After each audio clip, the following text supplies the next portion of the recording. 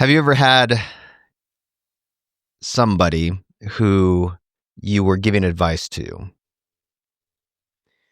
You were giving, whether it's advice on working out, advice on finances, advice on relationships, and you knew in your heart of hearts that if they executed on what you shared with them, that they would be successful in losing weight, in gaining muscle, in having a great relationship, in fixing their relationship, in building wealth, and so on and so forth. Yet they politely said, "Oh, that sounds great. Oh, that's great. I'll do that. Yeah, no, perfect. Yeah, you're so smart. Thank you so much for sharing this with me."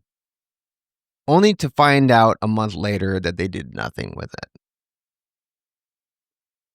The frustration that comes with that for you and ultimately for them too can be something that you can take personally, and something that could even ruin the friendship or the relationship or the partnership that you have. But once you realize that these limiting beliefs are a part of the subconscious mind, that these limiting that they almost could not even follow your advice because something within them, there is a belief that simply would not allow them to. That starts when you start realizing that, that starts to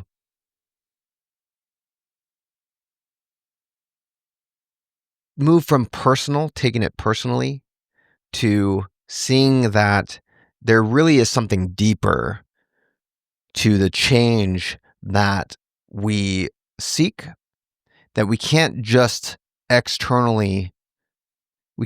put external things out there that are going to change us. We can't just will our way through things that are going to give us the fulfillment that we're asking for.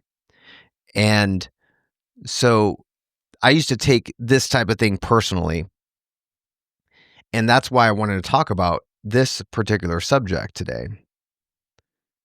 Because this is something that I've taken personally for years and years and years. And I used to get so mad at the people that would not listen until I realized that I would do the exact same thing, but with other topics. And this particular topic is one that I used to suffer from tremendously. And the people around me used to suffer because I was nonstop working and everything fell on me. And the one tiniest little problem that would come up would send me into an explosion of panic. And so everyone around me would panic as well. And so I really wanted to touch on this particular topic. But before we get into that, this is the anti-hustle sustainable wealth creation mindset. Before we get into that, my name is Dean Soto. Hi. What's up? I am the founder and president of prosulum.com. We are a virtual staffing agency that staffs virtual systems architects. They are similar to like a virtual assistant. These are real human beings. These are not AI. Your typical virtual assistant or your employee, you give them a task. They hopefully do the task well. Often they don't. They'll ask questions back and forth, and they finally accomplish the task, and you give them that same task again, and then they ask more and more questions, and you end up wasting your time, right? Well, a virtual systems architect takes that task you gave them, documents it into a step-by-step procedure, and then they do the task perfectly. And then they do the next task and the next task and the next task perfectly, and everything gets documented. So every task that you give them, that is a task that you no longer ever have to do because it's documented into a super specific, detailed, standard operating procedure with pictures and all that other stuff. So easy that you can give it to your grandma and she can now go and do the task. And so at the end of the 30 days, you'd have 30 different things that you never ever have to do ever again in your business, and you can start scaling and getting out of the hustle and grind mindset and creating something sustainable. All right. So the anti-hustle sustainable wealth creation mindset is what we're talking about today. Okay. Here's the trap. And this is what I was trapped in for a long time. I was working an aerospace job and I was starting a side business. And I was doing 40 hours a week over here and I was doing 20 to 40 hours a week over here. And everything that I did, no matter how much money I'd make, I get sucked right back into this hustle. Like I have to be the one doing all of these different things. And the more that I work, the more that my family sees how much I'm doing for them, and the more money I'm going to make, and the more my customers are going to love me because they see me all the time, and so on and so forth, right? Well, one of my favorite books of all time, Rework, by Jason Fried and David Hannemeyer Hansen, the guys who created Basecamp, there's one chapter in that book, Rework, where it just rips into people who are workaholics. That workaholism, especially in America, is a badge of honor. And the problem is that it's not. It's more of a disease. It is something that we are taught from early age. You wake up, you go to school, you work on these quizzes and problems and all that other stuff. You never ever let somebody else do your work. You don't hire someone. If you gave the kid sitting next to you $5 to accomplish your work, what happens? Do you get praised by the teacher? Good job being innovative. That was so good. That you sold candy over here to make $5 over here, and then you gave that $5 to your friend next to you to pass the test for you. No, you get sent to the principal's office. You might get suspended. You keep on doing it, you might get expelled, right? What is a normal thing in business and entrepreneurship and innovation, doing something to raise capital, to then hire somebody else to do something for you. They make money, you get the result. That is a huge no-no. From kindergarten to 12th grade, and if you choose to go to college, which most Americans do, from 13th grade onward. And so we're taught, modern culture glorifies burnout and perpetual busyness. Okay. Working harder in our culture is not it's not glorified as much. Sorry, it's working smarter is not glorified as much as working harder.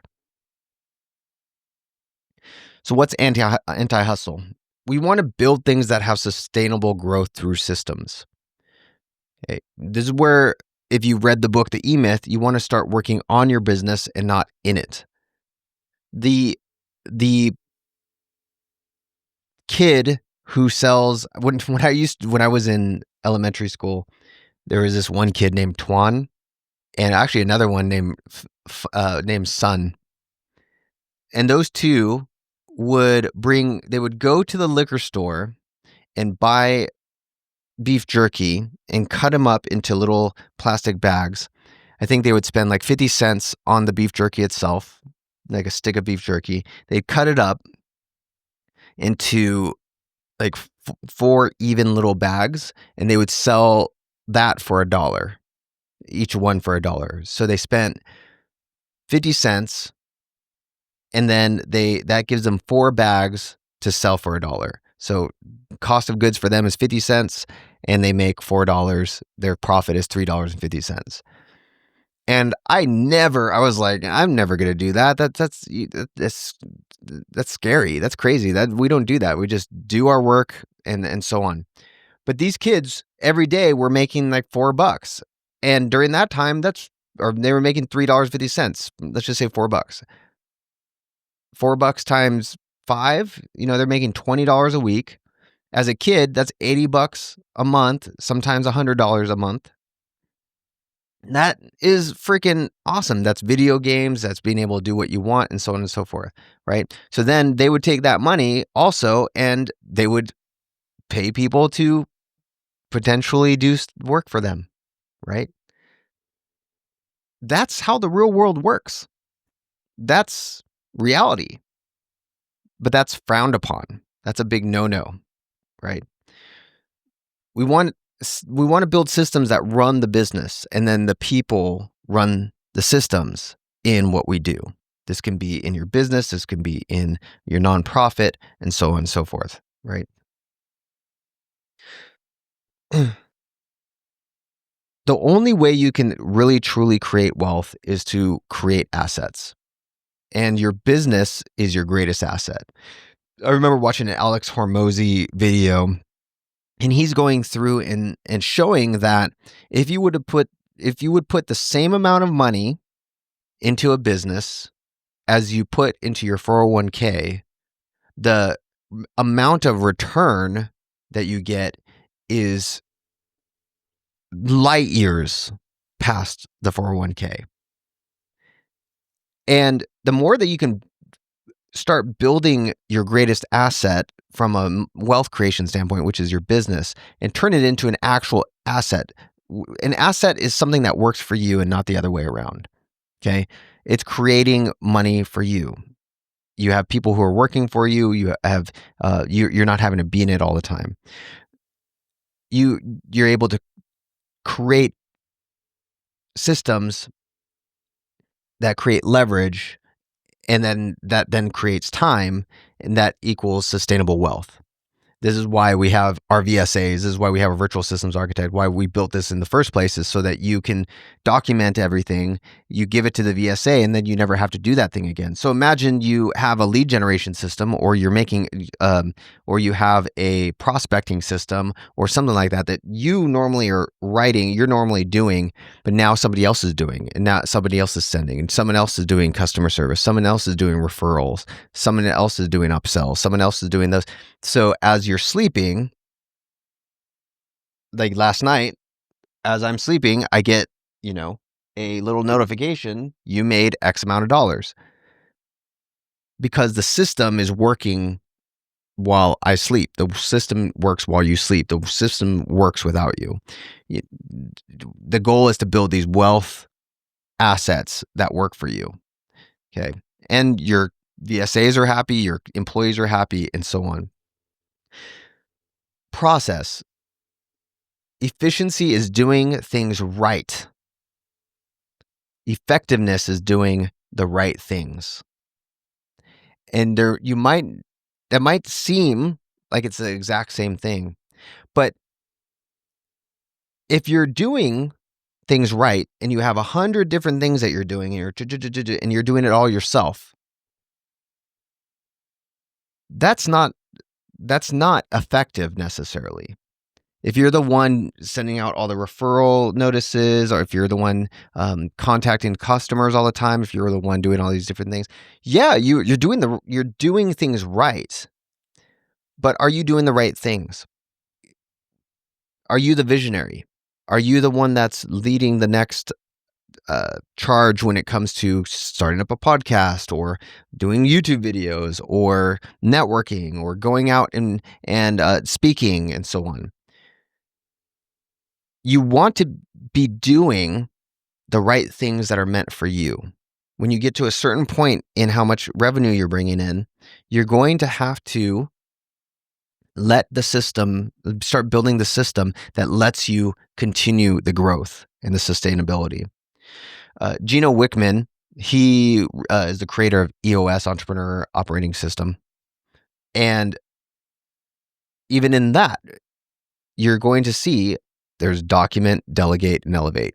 He has you have the system of the rocks, he calls them rocks, and the what's that called?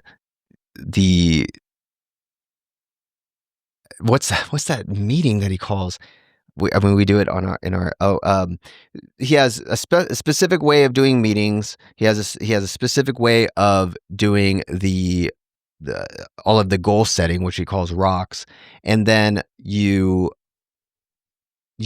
over a certain period of time, they're kind of like sprints. A certain period of time, you document and you measure and you build this system that's constantly improving your business. Okay. And then that process creates predictable profits. Okay. So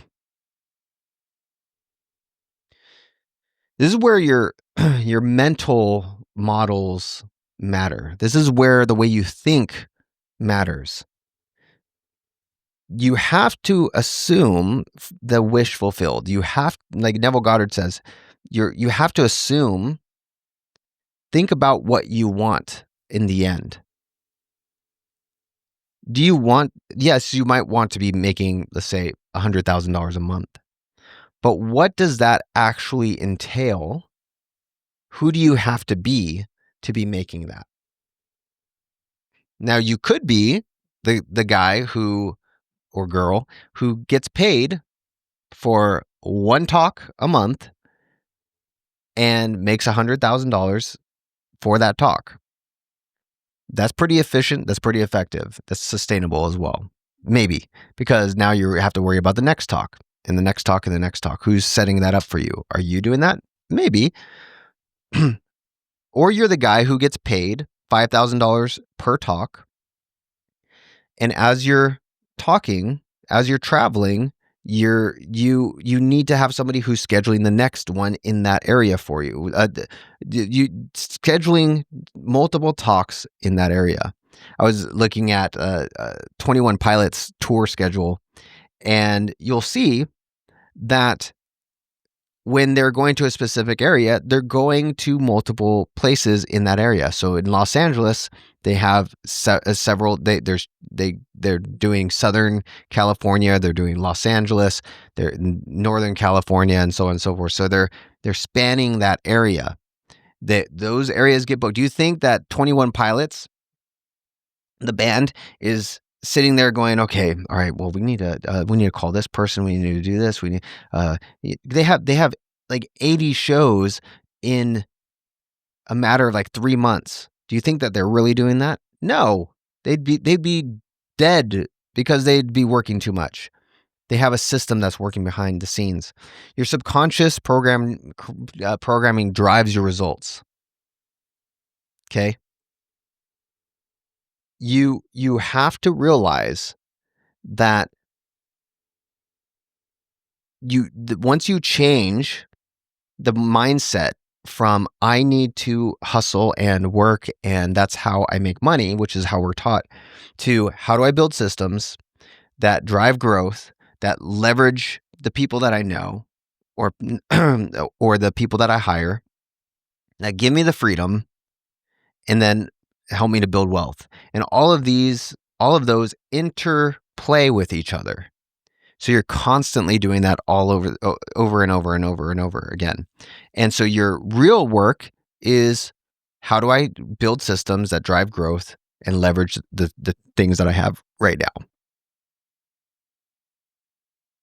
And that's the game that you start playing. That's the game you start playing when you start thinking in this way.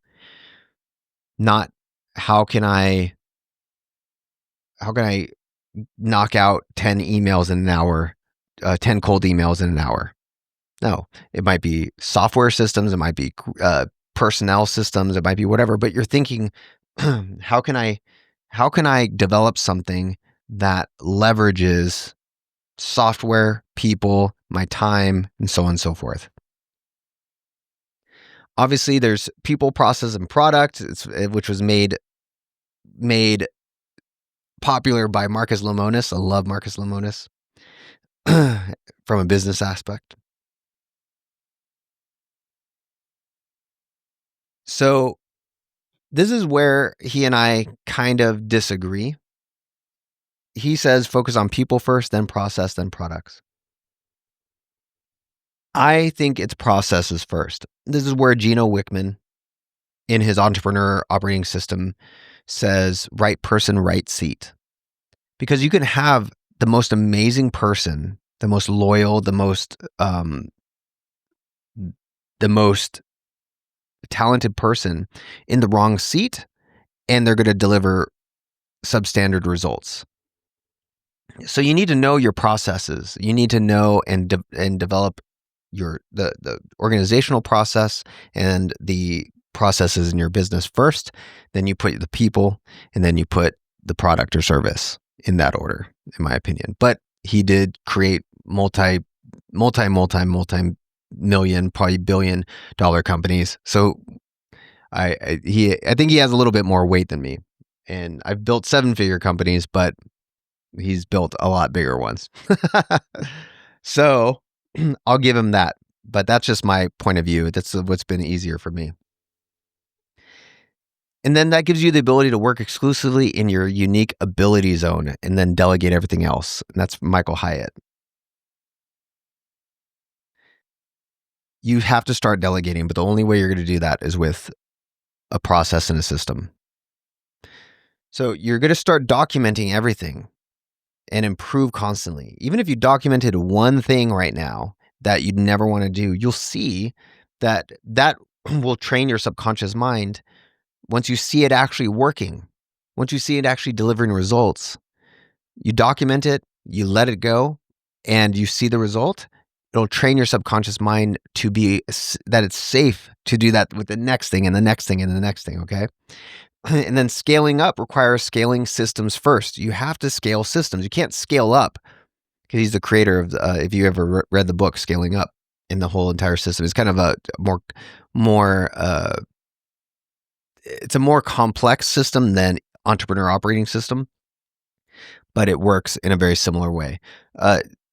Scaling, you have to be able to scale systems instead of scaling people, and instead of scaling talent.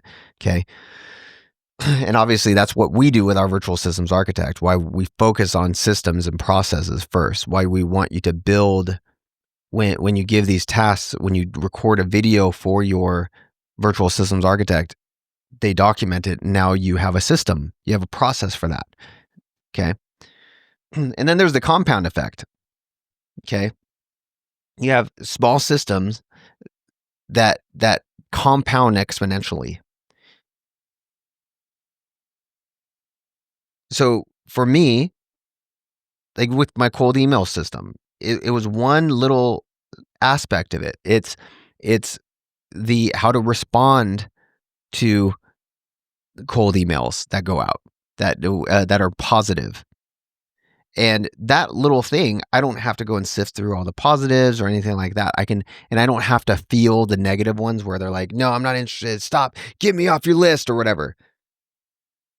I have somebody else do that who has no interest. I mean, they're not interested in the sense of like, they don't care if somebody's yelling at them.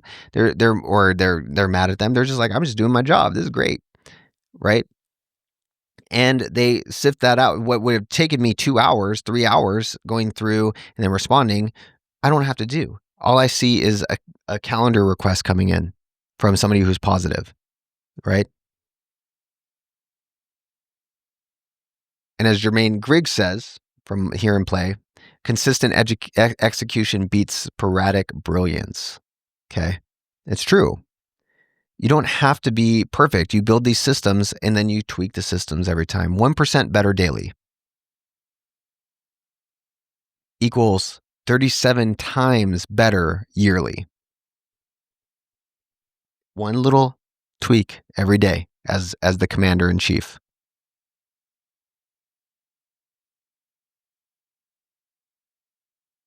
Calm companies outperform chaotic ones. I remember, so I had some past clients who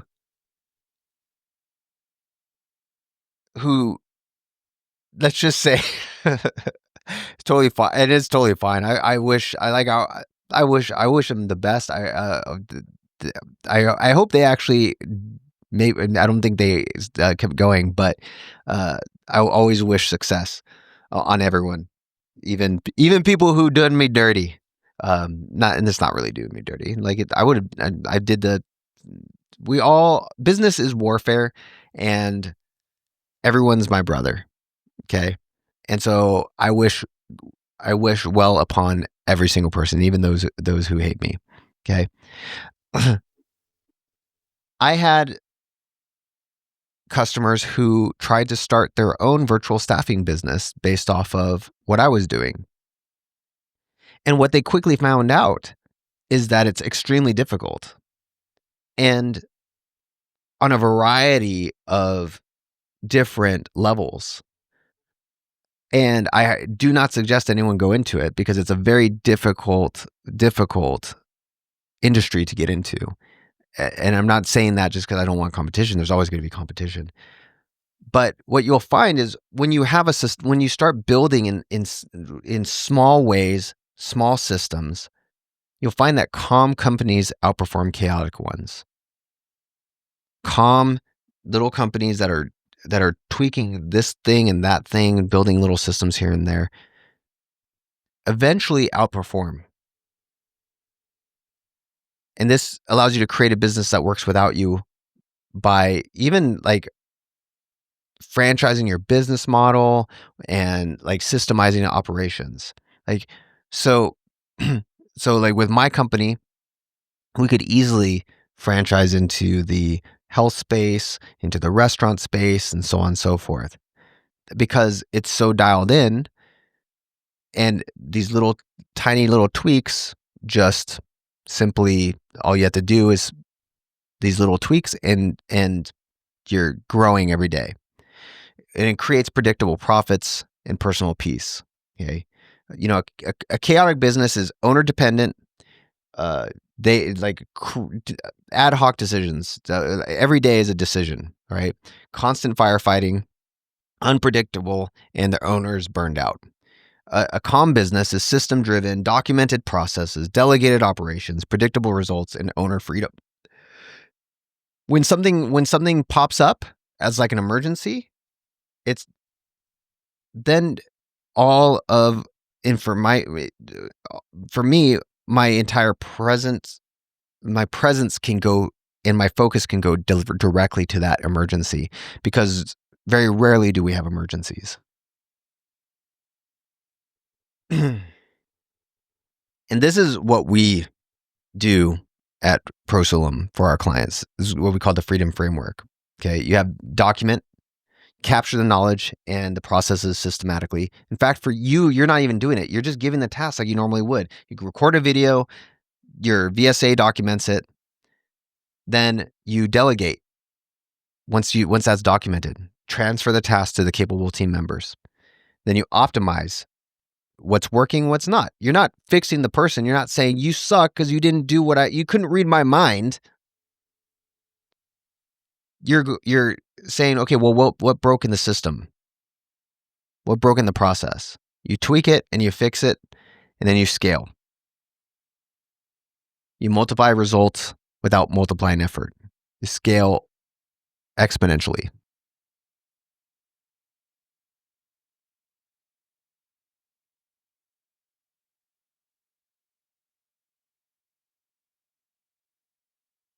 So these are just a couple real results from our clients. You know, Steven, who was I actually taught him how to drop ship, and he was drop shipping on Amazon, and he was doing it all himself, and then started with a virtual systems architect, I think like a year or so later, 2 years later, and then boom, you see that he had some pretty awesome things happen. And then Oliver, who is actually a good friend of mine, and he was coaching, doing some financial coaching, and his was more of, he was working like 50, 60 hours, and then he went to like 5 hours a week, and then was still making the same amount of money, which meant he can take on more coaching clients, which is so cool. All right, so your anti-hustle action plan. Audit your current systems. What's working? Do you have systems? Do you have processes? Are they documented?